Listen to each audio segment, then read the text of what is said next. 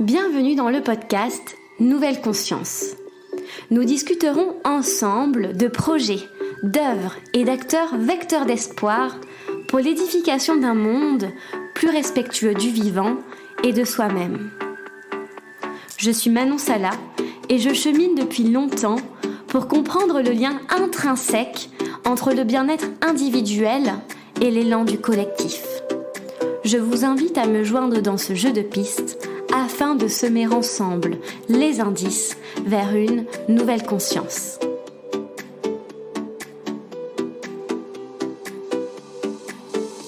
Aujourd'hui, je reçois Séverine Perron au micro de Nouvelle Conscience.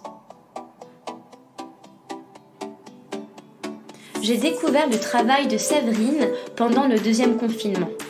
Séverine Perron fut l'une de ces rencontres qui embellissent le chemin et sèment des idées, des impulsions subtiles vers d'autres formes de connexion à la vie en nous. Séverine est chamane, poétesse, femme guérisseuse, facilitatrice de cercles. Elle aime avant tout se présenter comme une être humaine en chemin qui cultive l'ancrage et la reconnexion. Avec Séverine, nous avons tenté de répondre à ces questions. Quelle est notre part de responsabilité dans l'interdépendance ? Quelle empreinte désirons-nous laisser pour les générations actuelles et celles à venir ? Celles-ci font écho à un questionnement plus grand sur la place de l'être humain sur Terre, à la fois membre et coédificateur du grand tout. Je vous souhaite une très bonne écoute.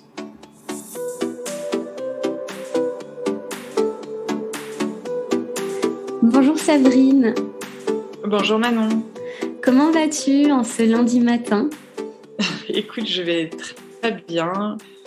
J'apprécie beaucoup cette saison, même si elle est déjà quasi estivale, mais c'est un moment que j'aime beaucoup. Dans une période de vie où j'ai pris le temps aussi de ralentir, donc je suis beaucoup au jardin. Ouais. Et c'est un temps qui est très nourrissant.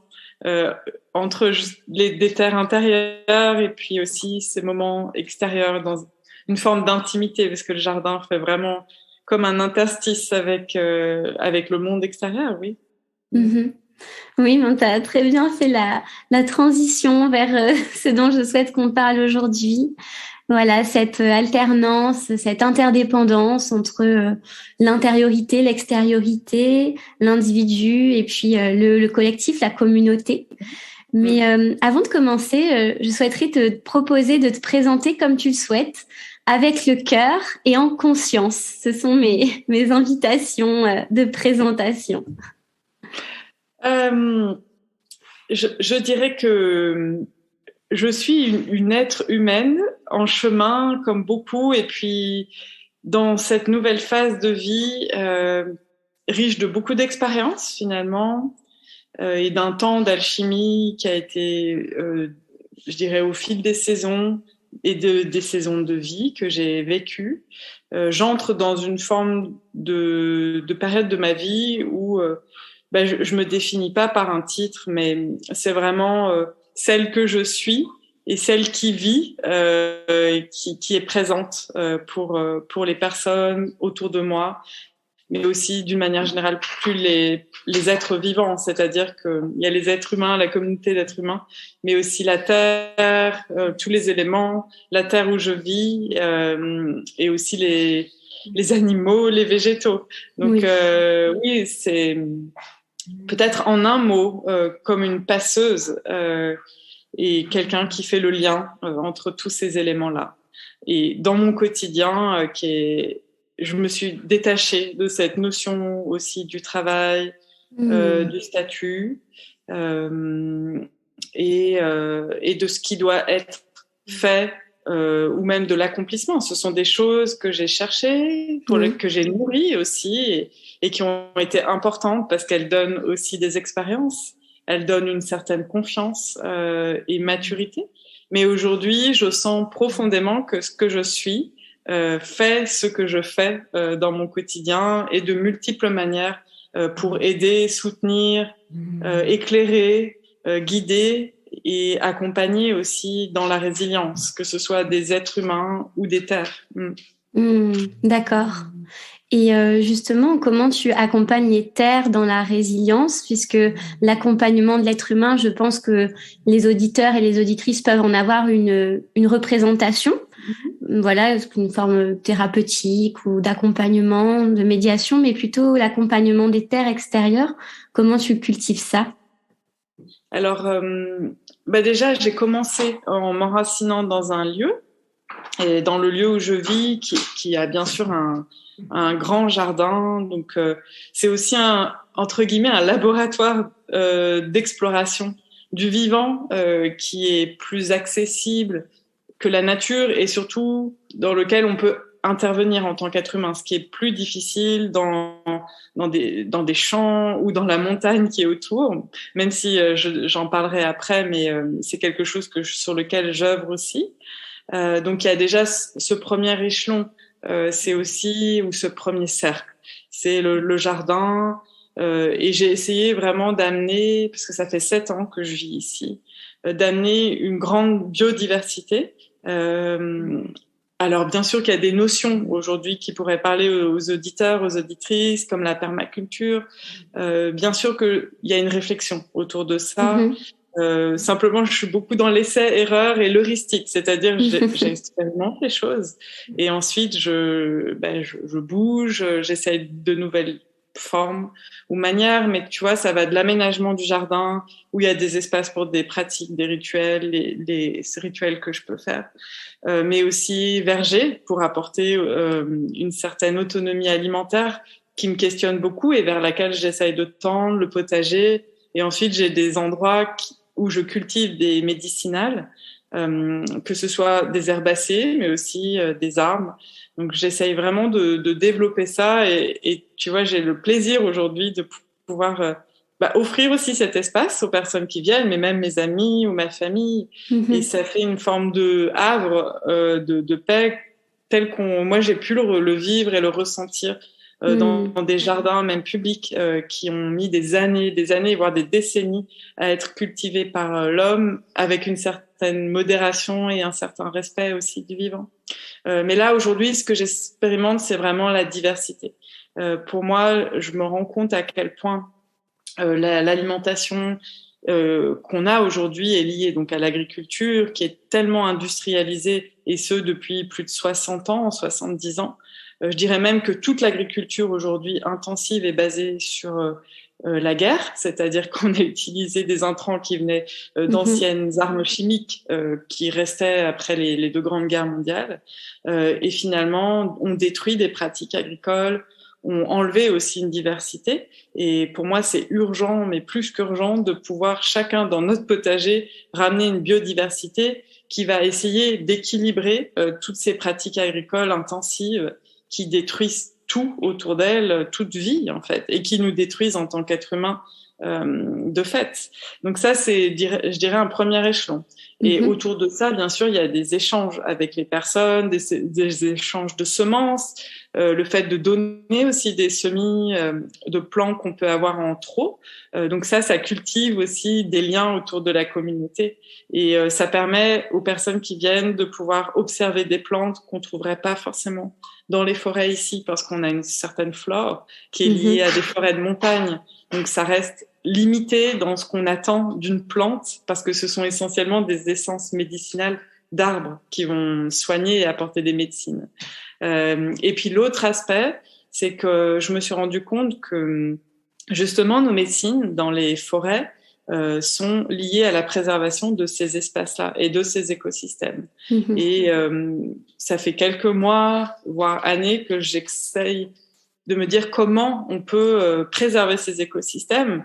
Et en fait, ce que j'ai compris, c'est que moi, toute seule, j'étais bien trop petite et j'avais pas assez de capital matériel et financier pour le faire. Par contre, dans un collectif, là, ça prend une toute autre ampleur et une toute autre puissance.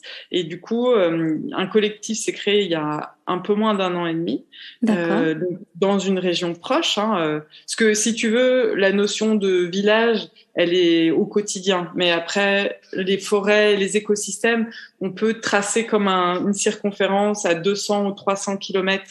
Et je pense que là, on a un vrai terrain d'action et de préservation de la biodiversité qui est important. Parce que tu vois, des animaux comme les loups ou comme les lynx, ils ont des transhumances qui sont pas à notre échelle. Oui. Et du coup, c'est important aussi de raisonner à plus large échelle sur des territoires qui dépassent les départements, qui sont finalement que des frontières politiques, mais qui résonnent plus sur des notions de massif montagneux pour nous.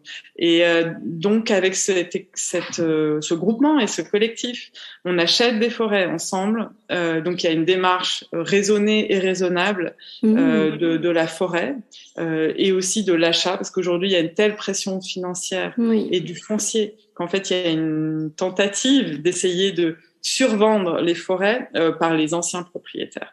Donc, ça fait aussi un rapport de force et de négociation pour acheter des forêts et les préserver. Donc, ça veut dire qu'on va pas les mettre sous cloche, mais ce sont des lieux partagés. Et ça, c'est vraiment une démarche qui est extrêmement intéressante, à la fois dans la réflexion, dans la mise en place de la gouvernance, mais aussi dans l'action et finalement un pouvoir très concret des citoyens qui peuvent justement agir, même si on n'a pas si on a, je dirais, un capital financier qui reste modeste par rapport à ce que peut coûter aujourd'hui un terrain ou à l'achat d'une forêt, qui reste quand même réservé à une certaine élite et un certain niveau de revenus ou de capital. Oui. Donc voilà, il y a cette réflexion-là et de soutenir aussi des écolieux qui pourraient se développer, donc à la fois dans leur modèle, mais aussi dans la possibilité de les créer, d'avoir accès à la propriété, donc plus par du microfinancement. Donc voilà, tu vois, c'est pas une chose en fait, c'est vraiment plusieurs leviers d'action que j'expérimente et qui pour moi en fait tournent autour de la terre, non pas en termes de propriété personnelle, mais plutôt comment on partage et on fait vivre cette terre, parce qu'en fait, je crois que les limites qu'on vit d'un point de vue écologique sont aussi intriquées avec les limites financières. Donc du coup, c'est très stimulant d'amener la créativité, non pas pour une créativité pour soi, mais plutôt pour trouver des solutions ensemble. Et voilà, accepter qu'on n'a pas la solution seule, mais qu'en fait, c'est en échangeant avec d'autres personnes, d'autres collectifs, d'autres familles, qu'on arrive en fait à pouvoir faire revivre un territoire à la fois au niveau de la biodiversité naturelle mais aussi culturelle. Pour moi, c'est complètement lié. Oui, c'est super intéressant comment tu as fait le pont entre d'abord ton jardin que tu as cultivé à ton échelle avec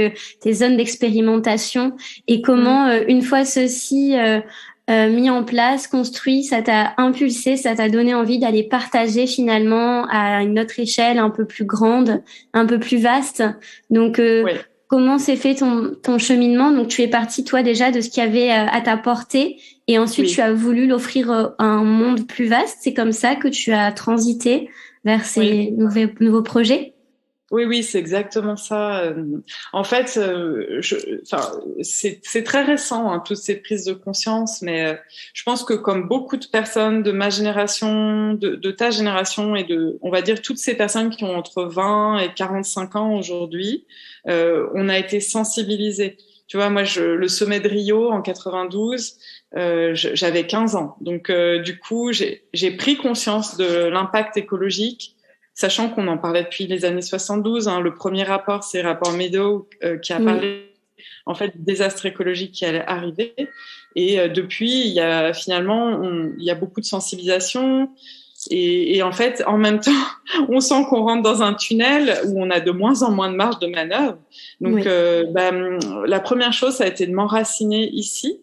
Surtout qu'en tant que mère, j'avais aussi besoin que ce soit cohérent avec l'éducation que je voulais apporter à mes enfants et aussi commencer par soi, c'est-à-dire de pas être dans le dogme ou uniquement dans les idées, mais d'arriver dans une pratique et un quotidien où en fait j'ai tout déconstruit, y compris mes aspirations à partir en vacances, en voyage, avoir un certain confort de vie. Petit à petit, je le ramène à l'essentiel.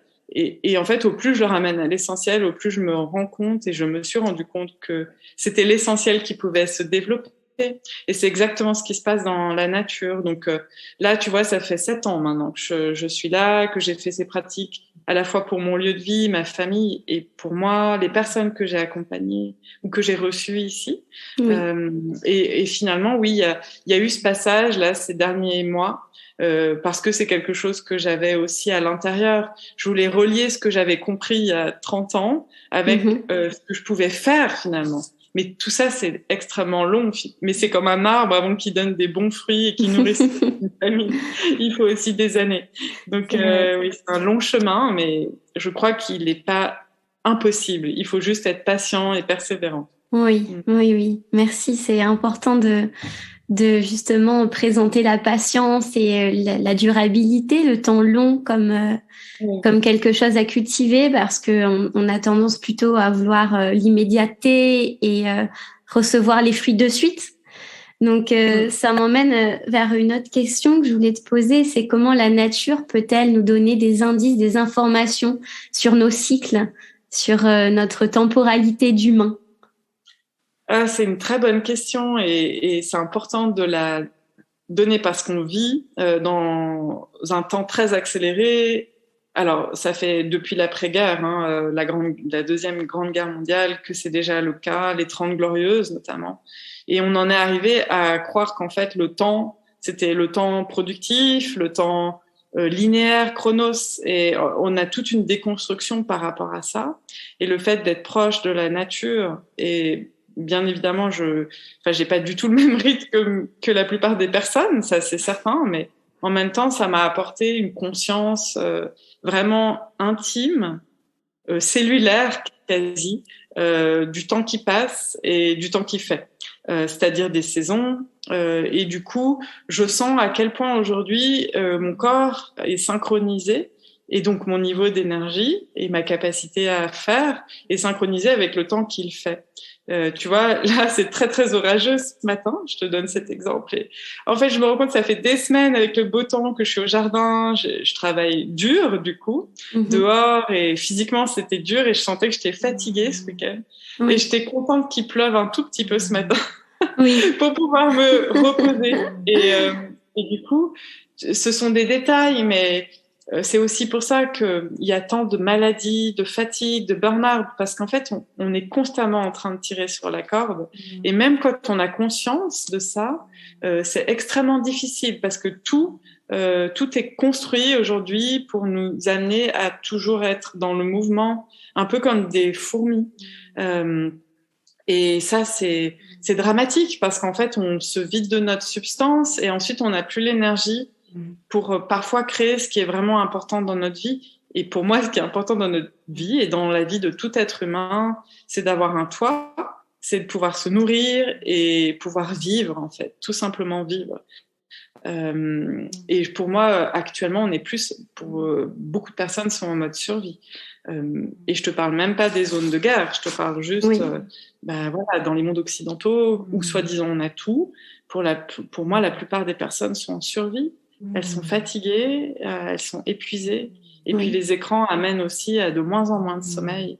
Donc quand on n'a pas l'énergie, en fait, on ne peut pas créer, on n'est pas inspiré, on a moins de temps pour les autres, moins de possibilités d'élan du cœur aussi, parce qu'on est juste épuisé. C'est un petit peu, si on prend l'analogie à une terre, c'est une terre qui devient désertique, qui n'est pas assez arrosée, qui est malmenée, qui est en monoculture, et c'est ce qui se passe dans notre vie d'être humain actuellement, dans notre société, je dirais, et dans notre histoire aussi. C'est-à-dire que l'assèchement actuel de la planète fait vraiment écho à un assèchement, je dirais, global de notre civilisation humaine. Donc voilà, la nature, la proximité avec la nature, et même pour des personnes qui vivent en ville, d'aller dans les parcs, c'est toujours des petits, je dirais, rappels que la vie est là, que les oiseaux reviennent au printemps, qu'ils chantent, que les fleurs sont là au printemps, et que l'été, on a besoin de ralentir parce qu'il fait chaud, que l'automne, on a la profusion et l'abondance je dirais, de la nature, avec les légumes, les fruits, toutes les couleurs, les saveurs possibles, et que voilà, après l'hiver, on se repose. On se repose et c'est fondamental. Donc ça, c'est aussi une manière simple. Et il y a un élan aujourd'hui actuel à manger plus de saison. Et ça, c'est magnifique. Mais c'est vrai que c'est toute une discipline, comme certains pratiquent le yoga ou la méditation, pour être en lien avec les cycles des jours et de la nuit, donc du soleil et de la nuit, mais aussi le cycle des saisons. Parce qu'on est des êtres qui vivons intimement liés à cela, comme les animaux, comme les plantes.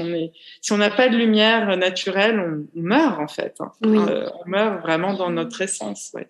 Et même dans notre vitalité.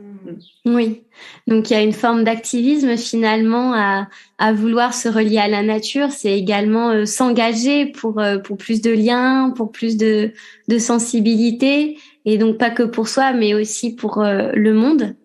Oui, bien sûr. Ah oui, oui. Ben, en fait, c'est vraiment pour moi, c'est intriqué. C'est-à-dire que la nature nous permet de peut-être revenir plus simplement à notre essence avec une forme d'autonomie, qu'elle soit psychique, émotionnelle et je dirais même spirituelle.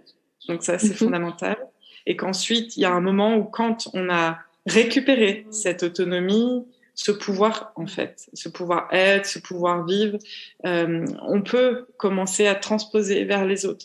Et c'est en cela que aussi il faut accepter dans un chemin de vie ces étapes qui sont nécessaires parce que, tu vois, tous nos enfants, parce qu'on en a 4, sont en train de partir de la maison et ça libère aussi du temps, ça libère de l'énergie et ça me permet aujourd'hui d'être de plus en plus disponible pour l'extérieur. Et c'est un moment qui est important et qu'on peut aussi accepter, c'est-à-dire que quand on est mère avec des enfants petits en bas âge, c'est difficile de tout donner vers l'extérieur parce que déjà le fait d'être mère est une grande responsabilité, mère et père. Hein, pour moi c'est les deux bien sûr. C'est une grande responsabilité et que on a la responsabilité de nos enfants comme on a la responsabilité d'un jardin. Et quand les enfants quittent la maison, le jardin, là, on a plus d'espace aussi et de possibilités pour aider. Mais on a aussi plus d'expérience de vie, on a moins besoin de reconnaissance, tu vois, c'est tout un processus qui fait qu'il y a une espèce d'ouverture, en fait, qui est là et qui est simple. Et on peut mettre notre expérience au service des autres et d'autres projets. Donc, ça devient vraiment fertile et fécond. C'est un peu comme le fruit qui commence à donner d'autres qui essaiment. Hein, c'est la graine qui essaime un peu plus loin et pas que pour soi, ouais. Oui, bah c'est beau ce que tu dis parce que je trouve que ça incite aussi à l'acceptation de ce qui est, à ne pas justement vouloir griller les étapes, ou au contraire avoir une forme de nostalgie sur la jeunesse par exemple qu'on va nous vendre comme étant l'âge d'or. En fait, chaque temps a son âge d'or, en fait, a sa chose à apporter à la vie, sa concrétisation dans la matière et aussi dans un rapport spirituel au monde. Donc, merci d'avoir rappelé ça. Et tu voudrais rajouter quelque chose ? Non, si ce n'est que oui, je crois que c'est vraiment important d'accepter aussi que on a tous une contribution, qu'elle peut paraître modeste quand on est plus jeune, tu vois. Et ensuite, en fait, cette contribution, si on en prend soin, un peu comme d'une graine, elle va devenir elle va sortir de terre et puis elle va devenir un arbre et puis un jour ça donnera des fruits et ça nourrira les autres. Mais chacun a une croissance et une essence qui lui est propre et c'est important de la respecter parce que tant qu'on essaye d'être autre chose que ce qu'on est, bien souvent on perd notre temps, notre énergie, on se fait beaucoup de mal et en plus on donne pas l'exemple entre guillemets à d'autres personnes qui pourraient s'inspirer de notre voix. Et ce travail d'alignement, il se fait aussi avec les années. Et puis parfois les échecs, les erreurs qu'on peut faire, soit dans les projets, soit dans les rencontres. Et tout ça s'affine. Mais c'est l'âge, en fait. C'est les bénéfices de l'âge. C'est les bénéfices de l'âge et de l'expérience, je crois. Donc ça, et du coup, on devient aussi plus compatissant et plus aidant avec beaucoup plus d'humour, de légèreté pour les jeunes pousses qui parfois impatience. Mais ces jeunes pousses ont la fougue et l'énergie qu'on a moins. Donc, on a besoin les uns des autres. Oui, ça a créé un équilibre comme ça entre les différentes saisons de l'âge, parce que c'est comme si chaque âge avait un peu sa saison associée aussi. Oui, tout à fait. Est-ce que, Séverine, tu pourrais revenir sur le rapport spirituel à la nature? Tu en as parlé tout à l'heure. Et voilà, revenir sur ce rapport-là. Peut-être que certaines ne le conçoivent pas en France ou dans des pays occidentaux, alors qu'il peut être vraiment évident dans d'autres zones du monde. Tout à fait. Oui, c'est vrai. Et alors, en fait, le rapport spirituel, il est extrêmement simple dans le sens où dans spirituel, tu as le mot esprit, on a le mot esprit, et pour moi, tout être vivant, tout élément de la nature dont nous sommes complètement et intégrés, et nous sommes nature, donc nous faisons partie de cet écosystème dans lequel on vit. En fait, tout est esprit. Et c'est en cela que c'est spirituel. C'est aussi une manière d'accepter qu'on fasse partie du tout, et que en nous et en chacune de nos cellules, on a toute l'histoire de l'humanité qui vit depuis ces milliards d'existences et d'années, à commencer par l'eau, puisque l'eau est arrivée dès le début de la Terre, et que cette eau, elle est présente dans nos cellules. Donc il y a toute la mémoire de l'histoire de l'humanité et de la Terre qui vit en nous. Et à partir de ce moment-là, c'est d'accepter qu'on fait partie de ce tout, que de toute façon, on est sur Terre de passage, et que notre propre corps et notre propre trajectoire va servir de nouveau à un terreau pour autre chose après. Donc, dans la spiritualité, il y a quelque chose qui nous ramène à notre essence et à notre appartenance finalement au tout. Bien sûr à la communauté humaine, parce qu'elle passe déjà par là, mais après à quelque chose qui dépasse finalement ce qui est entendable, dissible, qui est explicable et qui peut être décrit. Donc il y a une appartenance à ce tout, d'une part, et puis aussi accepter qu'on ne soit rien, qu'on ne soit pas plus important qu'un ver de terre, même si en tant qu'animaux totems, on voudrait tous avoir des aigles, des lions, oui, c'est clair, ou des énormes animaux, mais on peut aussi être un ver de terre ou une pauvre écrevisse dans la rivière qui n'ose pas sortir, comme on fait. Et en même temps, elle a aussi sa médecine. Donc oui, voilà, il y a cette pour moi cette dimension qui fait qu'on fait partie de ce tout et qu'on a notre contribution et qu'elle est déjà juste importante, avec le fait de vivre, de pas être trop en prédation sur la nature qui nous entoure, de lui apporter du soin, et aussi de pouvoir se relier, c'est-à-dire que l'expérience spirituelle, elle se vit en communauté, et pour moi, elle se vit surtout seule. Elle se vit seule dans la nature, mais dans la nature, je ne suis jamais seule. Et ça, c'est une expérience qui est extraordinaire et qui, finalement, personnellement, est celle qui... c'est comme si, tout d'un coup, tout s'était aligné. C'est-à-dire que là où, des fois, je cherchais des pratiques plus collectives pour vivre une spiritualité, apprendre aussi certaines pratiques, je sais qu'en forêt, ou même dans mon jardin, même au champ juste à côté, au bord de la rivière, quand je vais me baigner le matin dans le lac, en fait, je vis dans un état qui est, je dirais pas mystique, mais en fait qui dépasse en fait ma conscience et ce que mon corps, enfin tout est là. En fait, je fais partie vraiment du tout. Il n'y a pas d'autre mot que ça. Donc après, je sais qu'en France, on a beaucoup de mal avec ces notions-là, parce que il faut aussi accepter et comprendre que dans notre histoire européenne, on a eu déjà une longue christianisation, donc avec une religion qui n'était pas païenne, avec plusieurs, c'est-à-dire la reconnaissance de certaines divinités dans la nature ou dans des formes de nature. Donc on a laissé une religion unique. Et ensuite, on a eu le siècle des Lumières qui a amené, je dirais, la raison pour se séparer de tout ce qui était de l'ordre du mystique, de l'impalpable et de l'invisible. Et ça nous a amené à la notion de progrès, à la fois sociétal et technologique. Et aujourd'hui, ce sont des nouvelles religions. L'argent, le progrès technique, la technologie sont des religions en lesquelles on a donné tout pouvoir. Donc, on n'a même plus contrairement à certaines traditions, je pense aux traditions soufis qui sont propres à l'islam ou aux traditions bouddhistes, on a perdu ce côté de la mystique qu'on a eu, nous, dans la religion chrétienne et catholique. On l'a perdu parce que on a tout sacrifié sur l'autel de la modernité et de la technologie et de l'argent aujourd'hui. Oui. Donc voilà, je pense que beaucoup de maladies et de mal-être est lié aussi à la perte de sens de soi, mais aussi sens du divin ou de la mystique ou du tout. On peut mettre n'importe quel mot derrière, mais on peut pas être juste des gens qui produisons, juste des gens qui épargnons. Avec tout ça, c'est tellement factice et en plus, ça ne tient que sur une croyance au fait d'un système financier.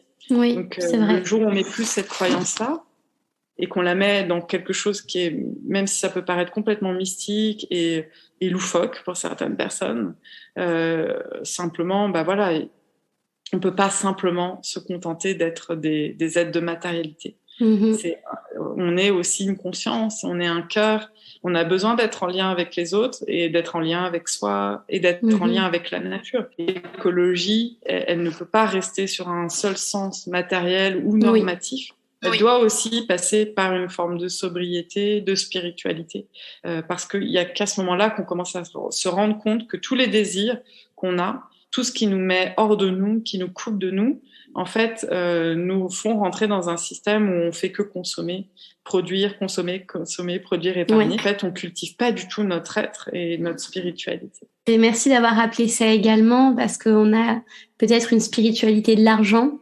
Peut-être on a voulu créer ça, tu vois, un esprit, mettre de l'esprit dans la possession. Justement, là, on est dans une intersaison. Donc, dans tes lettres auxquelles je suis abonnée, tu dis qu'on fait déjà partie de l'été dans la médecine chinoise, en tout cas dans cette cyclicité-là. Qui a démarré le 8 mai, donc avec un peu d'avance en comparaison avec notre été à nous, l'été en France. Est-ce que tu pourrais nous donner des idées de rituels pour nous relier à l'été, quel que soit cet été, l'été tel qu'il est daté en France ou l'été dans le calendrier chinois? Oui, des pratiques. C'est très important ce que tu soulignes sur la notion des rituels, parce que ça fait aussi la transition peut-être plus pratique et concrète sur cette dimension spirituelle et ce lien plus spirituel à la nature. De la même manière que quand on rentre dans une certaine pratique spirituelle, qu'elle soit bouddhiste, qu'elle soit hindouiste, qu'elle soit, peu importe en fait, animiste, en fait, ça transite aussi par les rituels qui marquent justement des saisons de vie ou des passages dans nos vies, ça et depuis que l'humanité existe, et aussi qui rythment nos quotidiens. Au-delà de l'horloge et du temps qu'on a sur la montre ou sur l'horloge, en fait, les rituels permettent de rythmer les quotidiens et d'amener une forme de discipline et d'enracinement dans nos quotidiens. Donc, le fait de pratiquer des rituels, par exemple pour marquer les changements de saison, c'est très important.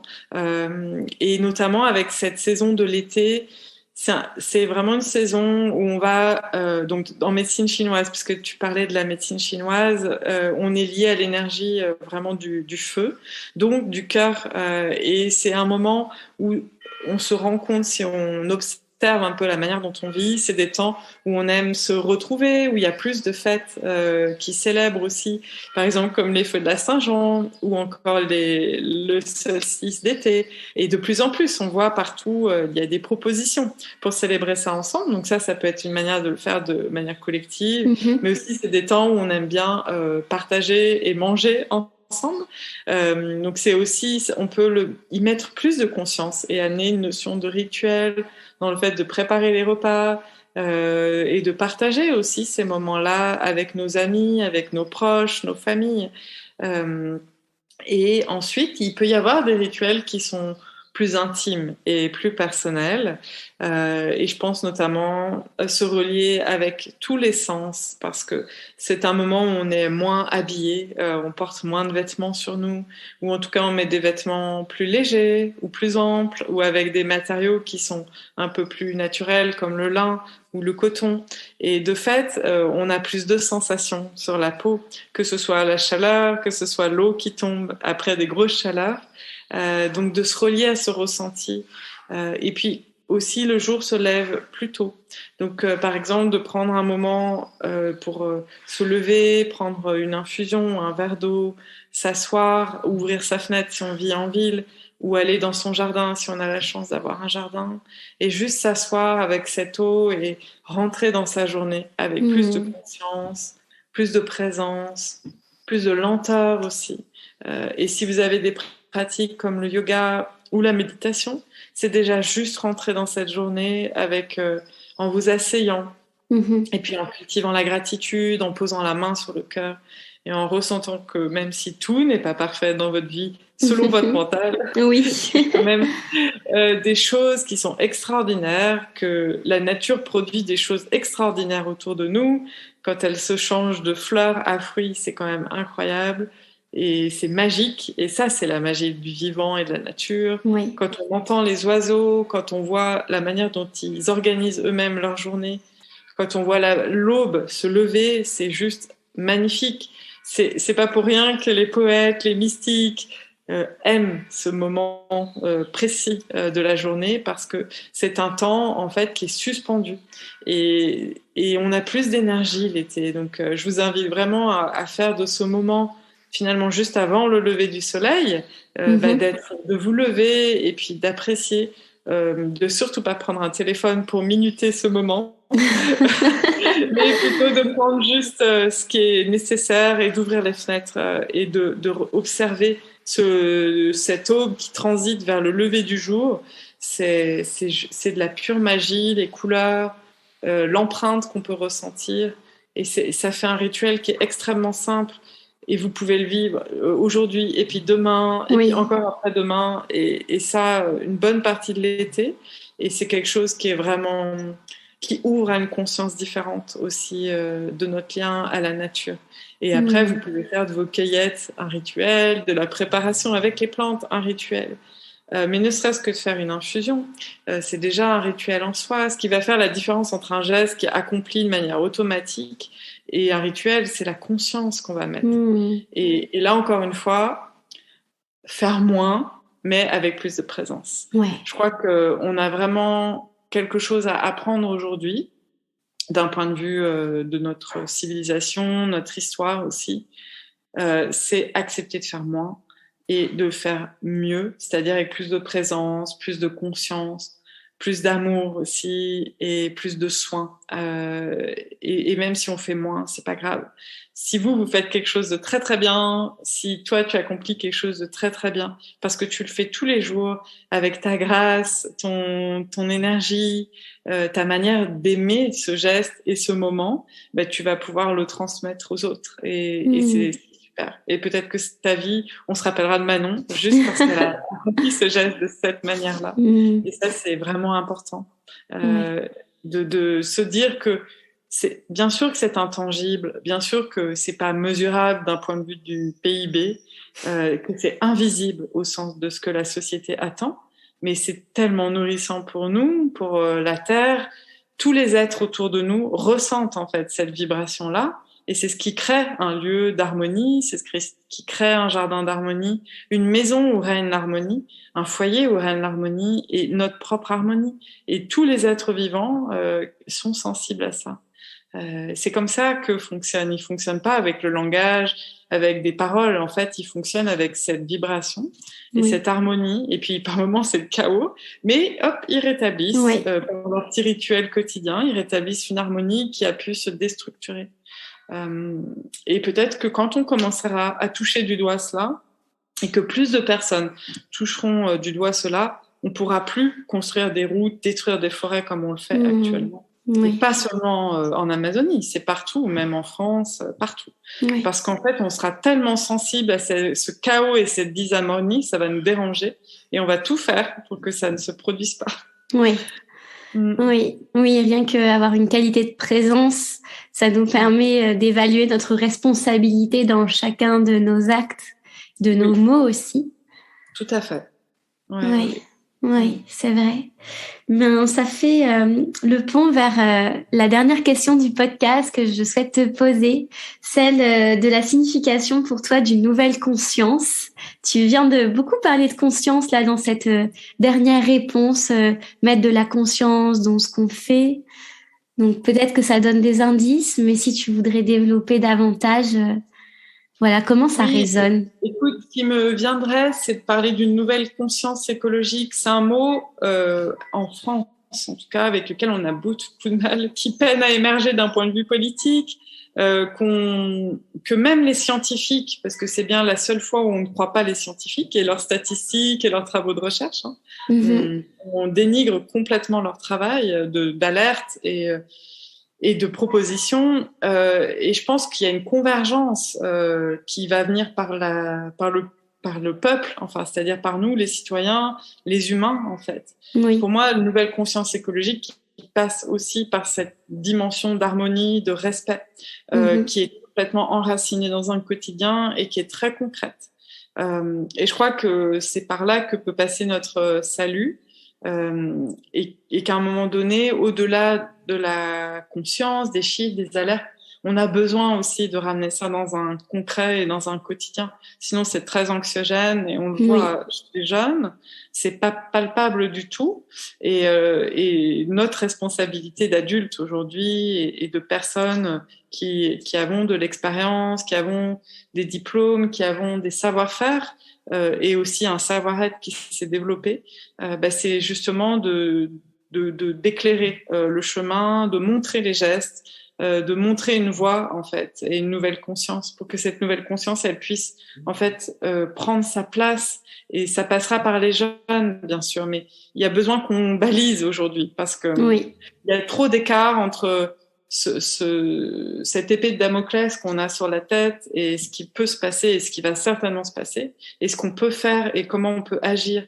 Donc il faut vraiment qu'on sème les cailloux pour pouvoir baliser le chemin parce que en tant qu'adulte et moi par exemple au milieu de ma vie, peut-être même un peu plus que le milieu de ma vie, je sais qu'il y a des choses que je ne pourrais pas faire, mais ce sont les générations futures qui vont faire. En revanche, ma responsabilité, c'est d'amener un enracinement, de ramener aussi un calme qui peut permettre de faire advenir cette conscience et de transiter par l'harmonie et non la peur, non la menace, non la coercition, pardon, parce qu'en fait, ça peut pas nous amener à cette nouvelle conscience-là, c'est impossible. On a besoin de sentir aussi l'amour qui sous-tend toutes nos actions, y compris par cet amour de la terre, du vivant, ce respect de la terre, du vivant, des êtres humains, des êtres vivants. Et c'est ça l'écologie, il n'y a pas d'autre mot en fait, il n'y a pas d'autre définition. Il faut qu'on ramène quelque chose qui est plus nourri dans le quotidien. Et pour moi, cette nouvelle conscience, elle est fertile et elle sera fertile pour les générations futures. D'accord. Donc, peut-être c'est vraiment important aussi parce qu'il va toucher des personnes qui peuvent peut-être se dire, ok, au-delà de tout ce que j'entends, en fait, je peux agir et c'est maintenant, c'est pas demain ou après-demain. J'ai une part de responsabilité, je suis responsable d'une parcelle du réel et je peux avoir ma contribution et semer des graines dont les autres prendront soin et c'est ok aussi comme ça. Oui, ben c'est vraiment ce que j'ai envie de montrer, tu vois, c'est l'idée que chacun peut agir selon sa propre couleur, sa propre sensibilité, qu'il n'y a pas une seule forme d'engagement, il n'y a pas que l'activisme, il n'y a pas que le yoga pour toucher justement à l'équilibre intérieur, tu vois, vraiment déconstruire ces messages qui peuvent parfois nous dérouter parce qu'on a l'impression de pas toujours s'inscrire dans tel ou tel mouvement, mais créer son propre apport au monde. Donc, oui. Qui part de sa propre vie et son expérience au monde. Et ensuite, un jour, elle se déploiera. Et je pense qu'il y a aussi quelque chose qui est essentiel, c'est que tout ce qu'on fait, n'a pas besoin d'avoir des glorioles ou des reconnaissances. Oui. C'est essentiel de se détacher aujourd'hui de quelque chose qui est brillant, qui va révolutionner le monde. Je pense qu'il n'y a pas de révolution. Aujourd'hui, c'est une action qui est constante, qui est patiente, qui est nourrie d'amour. Et c'est ça, en fait, qui va amener un changement qui est positif et qui est fécond pour nous-mêmes, mais aussi pour les personnes autour de nous. Oui. Toute l'énergie qu'on met à attendre une reconnaissance, c'est autant d'énergie qu'on met pas dans quelque chose qui est très concret et qui, en fait, a une action visible. Quand tu prends soin d'un jardin, déjà, au bout d'un été, c'est déjà visible. Et puis, d'année en année, ça va très vite, en fait. Et si cette réflexion-là, on l'étend à l'échelle de nos vies et que chacun le fait, ça peut vraiment produire des changements conséquents et durables, surtout. Oui, c'est vrai. Séverine, pour te retrouver, comment on peut faire en ce moment? Par exemple, tu es un peu dans une période de jachère sur les réseaux sociaux, mais on a tes livres, donc Alchimie végétale aux éditions E-Book. Je ne sais pas s'il a été réédité puisqu'il était en rupture de stock il y a quelques temps, ou on peut toujours se le procurer. Il a été réimprimé plusieurs fois, parce qu'il a été en rupture de stock plusieurs fois. Oui. Je crois qu'il le sera encore à l'automne. D'accord. Donc, effectivement, il y a ce livre. Ensuite, tout le travail que j'ai fait avec les plantes, les usages populaires autour des plantes, qui est visible dans ce livre Alchimie végétale, qui parle justement de ces savoirs-là, de préparation, de rituels et de plantes qui font partie de nos traditions, je dirais, européennes et méditerranéennes plus largement. Il y a cette communauté que j'avais initiée avec Né de la Terre et qui est en train de se métamorphoser, mais on a un compte Instagram Né de la Terre. Il y a aussi une lettre qu'on envoie tous les mois.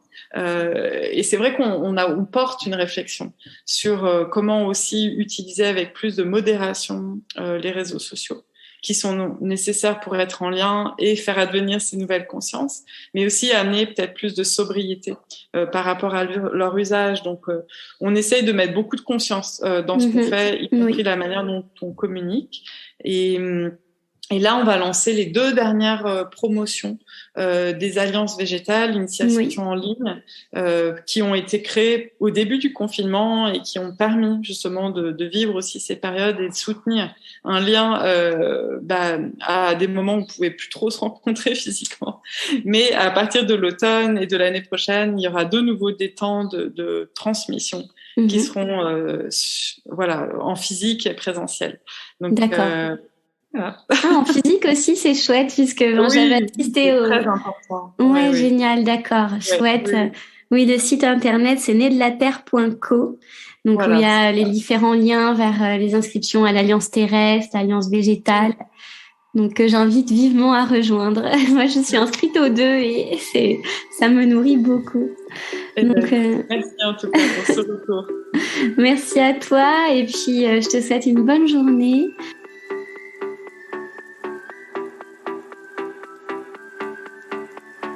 Merci pour votre écoute.